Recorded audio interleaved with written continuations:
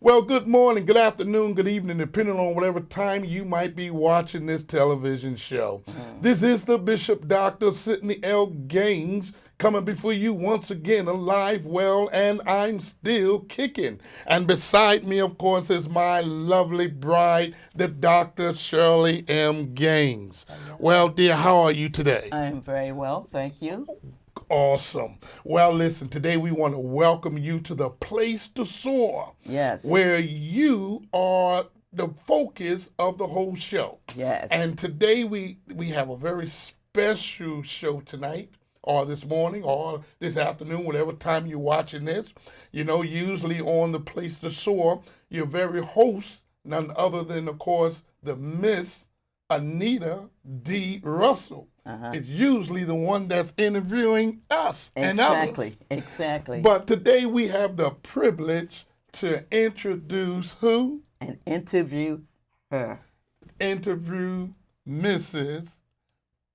Anita D Russell. Yes. Well, God bless you, darling. How are you? I'm doing well. It just feels a little different to be on the other end. You know, it's just like driving a car.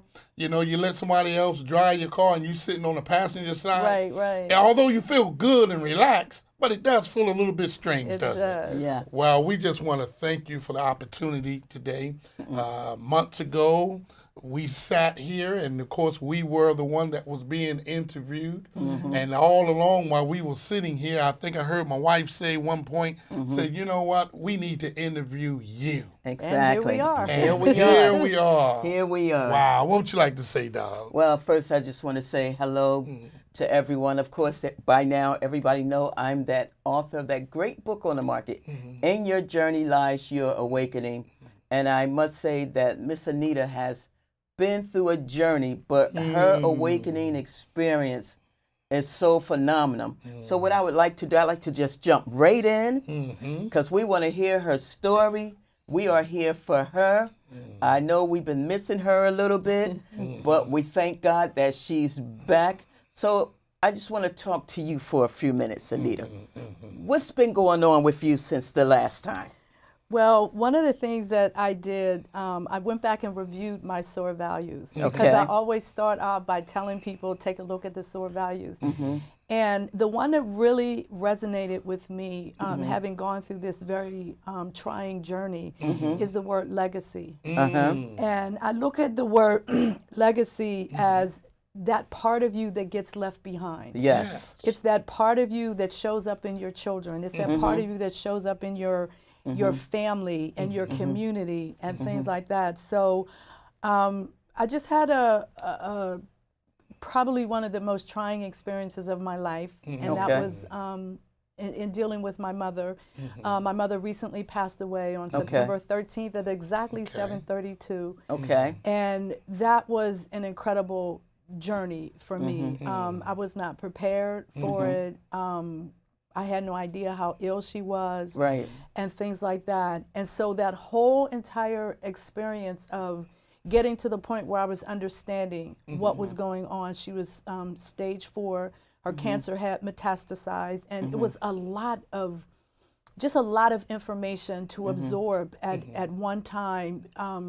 So, you know, you have the intellect, but then you have this emotion. All this emotions was going on inside of me at the same time as I'm trying to understand what exactly is going on.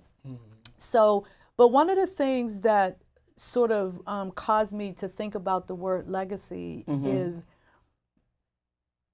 as I'm watching my mother, and she's going through a lot of pain and all of that, But at the same time, I was surrounded by a lot of people who were sharing things with me about my mom that I did not know. Wow. Okay. Wow. And so that word legacy, having gone through this experience, has taken on a little bit more meaning to me than it had before. That's good, because we know legacy is something that's left behind. Absolutely. Something that you can look back on and say, wow, really your family was maybe a bank owner or some kind of business owner, or they were the best chefs or cooks, or they was the big mama. Back in the day, they used to say Big Mama because Big Mama was the one that took care of everybody and looked after everybody.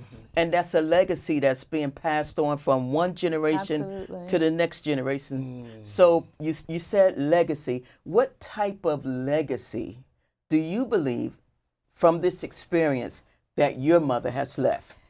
Yeah, so that's a really, really interesting question. One of the things that really became apparent to me was there was an individual that was my mother's best friend. And this is a person that we never met growing up. Wow. Right. As a matter of fact, we had this kind of joke between my brothers and me, like, well, does she really exist? Does mommy really have this friend? Right. And all of that. And it turned out that she did. She really had a friend. When I ended up going to Pittsburgh in July, and I've basically been there for like 3.5 months or so. Again, just being with my mother and everything. But during the course of when I was there initially on the front end, we met this best friend.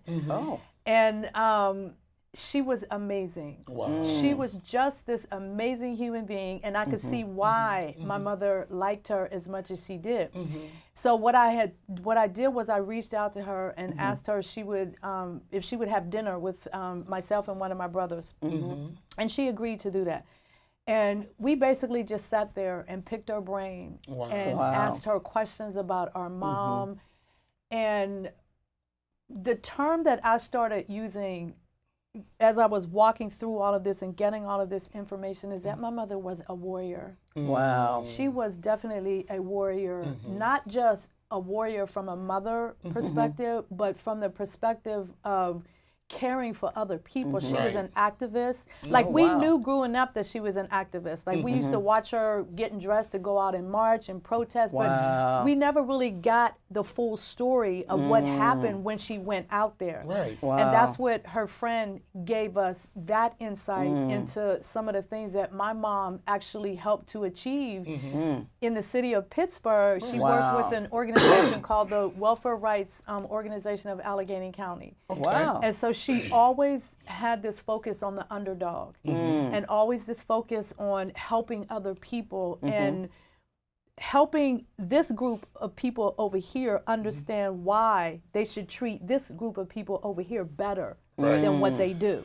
That's interesting. And so a lot of information about protesting. When I looked my mom up online, I actually saw bits and pieces, not a lot, but I actually saw bits and pieces of information where her name was showing up, where she was a part of this community development kind of thing associated with the University of Pittsburgh. So I'm just seeing all of these things, and these are things that I wasn't necessarily aware of.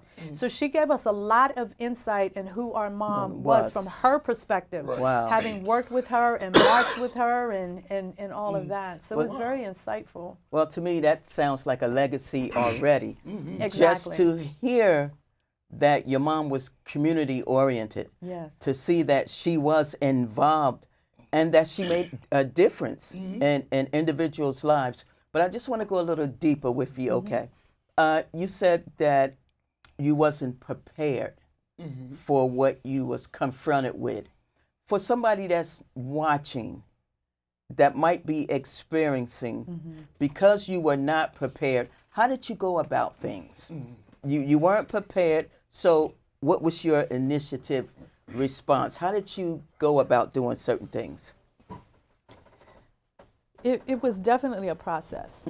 So it wasn't like I was able to walk in and say, okay, ABC. I had to learn what ABC was and then act on ABC as I was kind of going along. And there were people who helped me along the way to understand what was going on.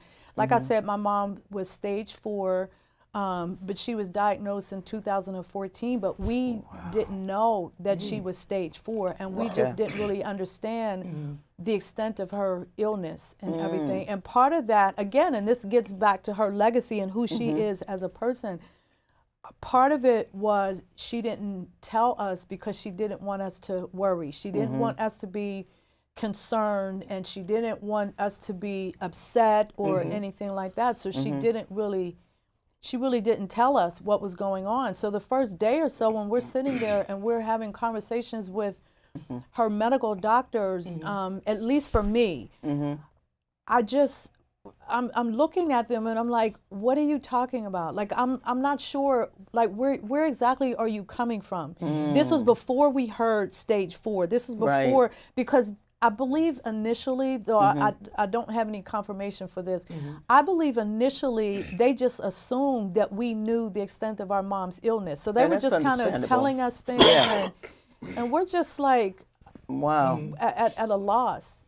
Again, like for me, I just felt like I was at a loss because I just didn't understand the extent of what my mom had been going through all of this time, and we just weren't aware. I know this month is Cancer Awareness Month, because so many people, like your family, my family, I experienced that in April with my sister, and like you, we didn't know she had cancer. And it was so devastating to us because we had to jump into a mode and we didn't have time to process because it was just like that. So it was like you, where do we go from here? How do we handle it? What do we need to do? And at the same time, we felt like we had to be strong for her. And we didn't want her to see us concerned and worried.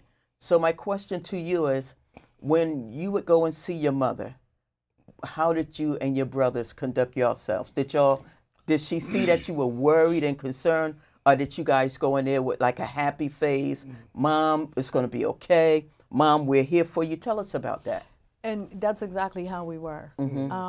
There were, before I go into that, there were a couple of instances along the way when she was surrounded by doctors and they were, you know, she was having a little bit of a crisis or something where I literally just had to leave the room because it was just, emotionally, it was just overwhelming. And I felt, quite frankly, I felt completely helpless. Like there's nothing that I can do to help. So I basically excused myself from the room and everything, but just trying to grasp what's happening and massaging all of that information and pulling it together. Most of our worry and concern, we did it when we were amongst ourselves, when we were together. Like we didn't really show that so much. We were just, and it might have even, now when I look back at it, it might have been a bit overzealous because we were just like, we're going to beat this. Like, you know, we're going to do whatever it is that needs to be done so that we can beat this. Mama, you need to eat, you need to drink, you need to do this. We got to get your weight back. So it was almost like we were her cheering section. But again, the reason I use the word overzealous is because we still fundamentally didn't quite understand how sick our mother was. So in my mind, it was just a matter of time. If she eats well for a week, but as I'm trying to encourage her to eat, and she might in a day eat 3 bites of something. So it was really rough to kind of watch that and everything. And when it would get to the point where I couldn't handle it anymore, I would just leave the room. And I would just say, Mom, I'm going to the bathroom, I'll be right back, or I'm going downstairs and stuff like that. And then there was a couple of times, I'm embarrassed to say, where I was feeling angry with my mom because I'm like, Mom, you're not trying hard enough. You're not, you know, and then looking at that and hearing myself and then listening to her at other times when she was saying, Anita, the pain. The pain is so unbearable. So it was just sort of trying to balance out all of these things, but also not fall apart at the same time. And it's okay to feel that anger And that anger is not so much because you was mad at your mother. Yeah. I'm going into my counseling mode. It wasn't so much that you was angry with your mother. Sometimes when you feel helpless Yeah. and yeah. you just don't know what to do and you're trying to figure it out. Now, Mommy, I know you can do this, but the reality is they can't. But because we want, Yeah. and it's okay for us to want because, number one, we love our families. Of course. We love our parents, and we don't want to see them like that.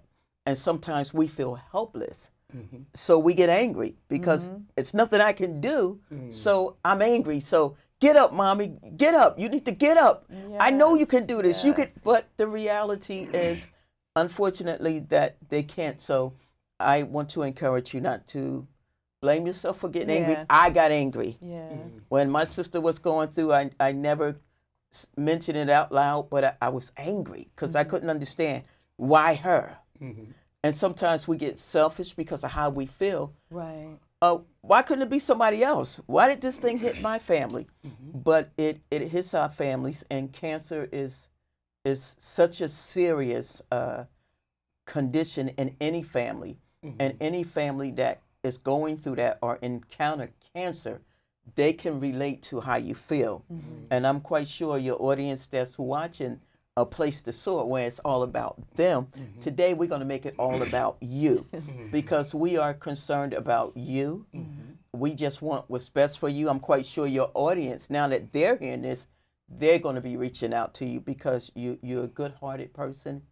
And we quite sure that what we see a little of your mom in you. Yeah, absolutely. Because you're an activist in your own way. Yeah. And you're doing, wouldn't you say, Bishop? Oh, yes, definitely, know? definitely. But I'd like to ask you a question.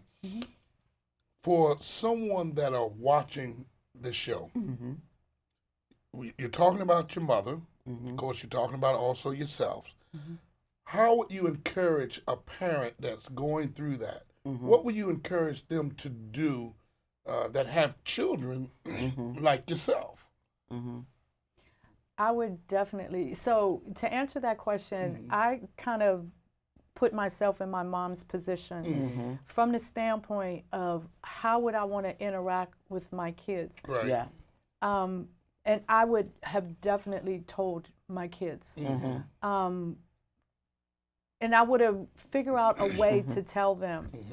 But at the same time, I know and understand that that's also my personality. Right. That wasn't my mom's personality. Right. So her withholding that information from her, while it was a little bit upsetting, but at the same time, my mom was very stoic. And my mom, and we knew that. My mom was very private, and we knew that, which is why we never met the best friend.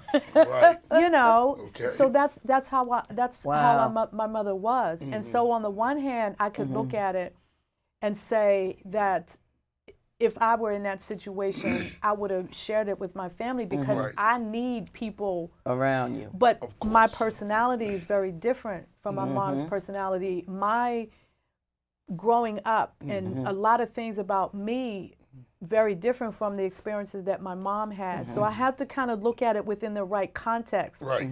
You know what I'm saying? But just like when my mom's oncologist was explaining to us what was going on, and she was actually showing us my mom's medical history and everything. And one of the things that she said was that she tried to encourage my mom to Right. to share this Share with Yeah. with her kids and everything. And we both all myself and my two brothers, we were kind of feeling the same way. Right. Like we wish we would have known, we would have done more. Yeah. Is what it boiled down to. We would have been there. We would have figured it out. We would Yeah. have, somehow, even though maybe we would have recognized that there wasn't a lot that we could do. Right. I mean, we're not medical professionals, Right. obviously, Right. but just being there to support her and to help her not go through that by herself. Like, I really wouldn't wish that on anybody, that they would go through that by themselves. Right. Because one of the things that I saw that changed in my mom was when we did start bringing the family around and we started having them come and we started letting everybody know, Right. look, our mom is really sick. She's really sick, and we need the family to kind of come together and things like that. And you could see my mom's spirit was uplifted when the family came around, Right. and things like that. So, Wow. So do you think that if a parent knows that if their child or their children know what they're going through, that they will more come together to support them, that would help the parent? oh my gosh, I think so. So I think it's very important I think so. to tell the parents, if you're going through an illness or a sickness, even though, as you stated, that's the way they are, but find some type of way to indicate to your children something is wrong. Something is wrong. Yeah. Right. I agree with that. You agree with that? Yeah, I would agree with I agree with that because I know as a parent we want to protect our children. Right. Even when they're grown and Even have when they're kids, grown, so they're yes. old. We still, something about us feel we still need to protect our babies. But at the same time, we have to come to a place where we have to feel comfortable. And I think that's where it has to get to, where we as parents have to feel comfortable of saying, son or daughter, this is what's going on with me. Sometimes I think parents feel they always have to be strong. Yeah. And I think that we as children to our parents, we want them to know we love them. We're glad that they're strong. But if something wrong, let us help. Yeah. Right. Because you did for us. Give us an opportunity to sow back into you. Yeah. And so also, you was talking about a book that you were writing, that you've been working on. Tell us a little bit about that book. Okay. So I have this writing project, Okay. right? And I started the writing project back in 2014, to Okay. be specific. It was coming off of the heels of another book project that I was involved in, and that was kind of the spark for me to really think about the fact that you know you have a book inside of you, and you Right. really need to start taking these steps towards getting that book out. Right. And so, but what was interesting is as I'm going along and I'm writing, I would have these periods of time where I just couldn't write. Right. Like the words just wouldn't flow, and things like that. So it became difficult for me, and I started beating myself up basically because I said, okay, you're just procrastinating. Like what is the deal? Right. You've Yeah. been talking about writing this book. All your friends hear you talking about writing this book. Like what is the deal here? Wow. Like what's going on? And this year, I had determined that I was going to get this book Okay. published in 2017. Okay. But first it was April of 2017. Didn't meet that deadline. Then it was June of 2017. Didn't meet that deadline. Then in July of 2017 is when I found myself in this situation with my mother. Wow. And what I came to understand completely after the fact, after she passed, I could look back and I could see how God was orchestrating everything. Wow. Everything. Wow. And the reason I say that, well, there's lots of reasons why I say that, but in relation to the book, the reason I say that is because this experience that I had with my mom was literally the last chapter in the book. So had I pushed myself and had I, tried to meet that deadline, there's this whole entire segment of the story that would not have even been in the book. Exactly. And it's really important that it is because on the front end of the book, I'm talking about my sister's death and how God showed up for me in that instance. Right. On the back end of the book, I'm talking about my mother's passing and how God showed up for me in that instance. And so those two sort of balance out the book, if you will. And then Anita is everything in between and everything that God has orchestrated in my life to get me to this place where I am right now. Now that I'm looking back, I can see it. Wow. I couldn't necessarily see it before, but one of the things that I will share is that there was a point when I was going through this where it was seriously I moved from being in the natural to being in the spiritual. Gotcha. Like I felt something within myself shift. Wow. And it was when we were having a conversation with the doctors, and they were telling us your mom really doesn't have a lot of time and all of these. And at one point it just hit me. There's only two choices. Right. Wow. Either God is miraculously planning to heal her, or he's calling her home. Wow. So there really wasn't, at that point I realized they don't have anything in their arsenal, their medical arsenal and all the research and blah, blah, blah, blah.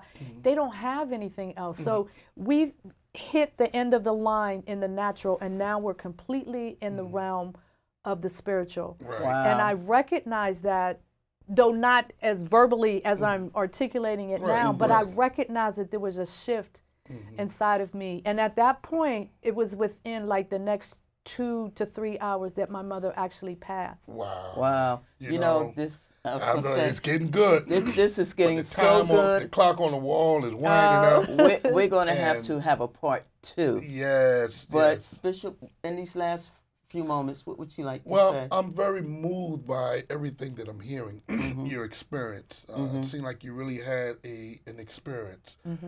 Also, I hear the bitter, I hear the sweet in there. And the sweet, you know, like you have learned a lot from this process. And I know we just don't have the time to go into what you have learned, but we really thank you for sharing this with us and sharing it with your audience, because so many families are going through this type of situation with the parent or even with their child. Right. So you have really shared some light on, you know, how to go through this process. But the time is winding up. Yes, it is. And we just need to get a few last words from you. What would you like to leave with your audience?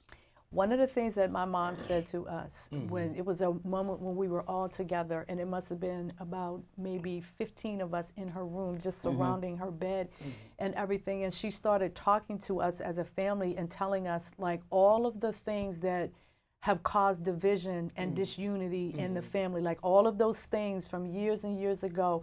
We need to just leave that in the past where it is. And she specifically said it stops today. Wow. And so I took that as a sort of a mantra that there's some things that we have to do within the family to kind of bring about that unity. And I see that as a sort of an outcome of my mom's legacy as well. Wow. Well, we just want to take a moment. We're sorry. Time is just gone, but well spent.